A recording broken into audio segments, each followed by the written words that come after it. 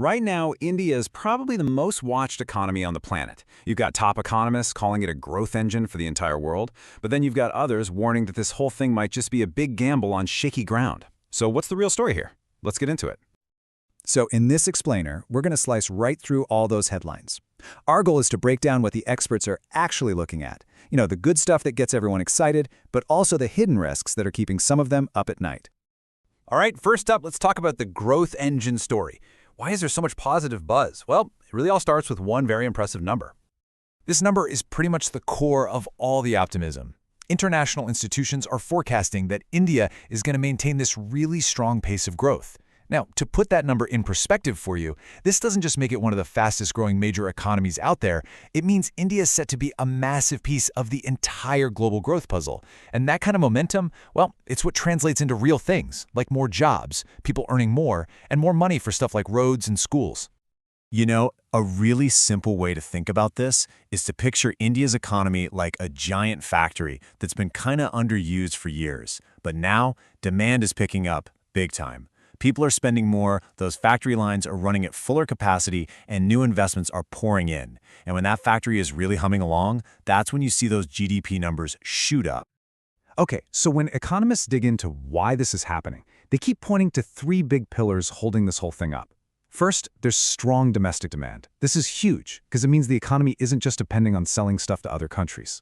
Second, you've got steady management from the top, from the central bank and the finance ministry. And third, these really foundational reforms, like the huge push in digital payments and massive infrastructure projects that are making the whole system more productive for the long haul.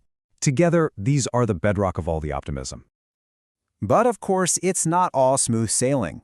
There are definitely some warning lights flashing on the dashboard, and you can bet the economists are watching them like hawks. So these risks pretty much fall into two big buckets. First, you have external shocks, stuff that's totally outside of India's control, like a global recession, other countries jacking up tariffs, or wild swings in commodity prices. And then you've got the internal worries. These are domestic issues, like the government spending too much, some weirdness in how banks are growing, and that huge, looming question, can they create jobs fast enough for all the people who need them? So let's drill down on one of those key internal risks for a second: fiscal slippage. What is that exactly? Well, to put it simply, it's when the government ends up spending or borrowing way more money than it planned to. That can pile on national debt, create a lot of instability, and that's the kind of thing that really spooks investors and can slam the brakes on growth. It's a really critical signal of discipline.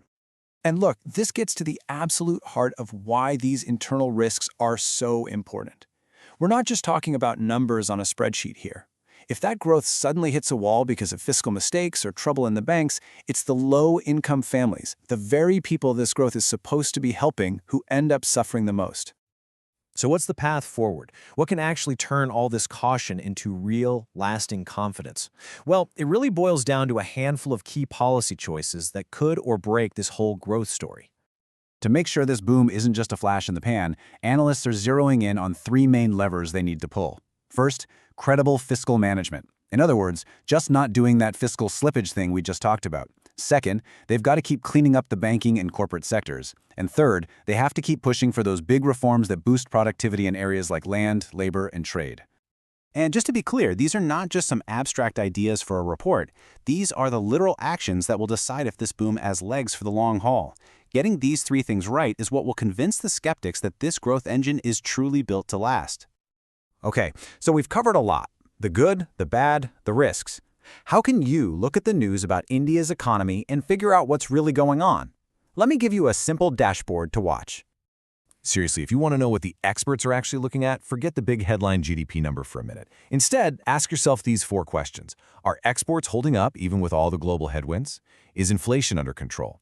Is that super important fiscal deficit stable? And are the banks lending money in a healthy, sustainable way? These are the real vital signs to tell you if the economy is actually on solid ground. So, at the end of the day, the consensus seems pretty clear. India's economy is this incredibly powerful engine, right? It has massive potential to help drive global growth. But just like any high-performance engine, you can't just floor it and forget it. It needs constant, careful maintenance to keep running smoothly and, to avoid a total breakdown. So that brings us to one last question for you. We've looked at the shocks from the outside world and the policy choices on the inside. Out of all of those, which risk do you think is the single biggest challenge for India's future? I'm curious to hear what you think.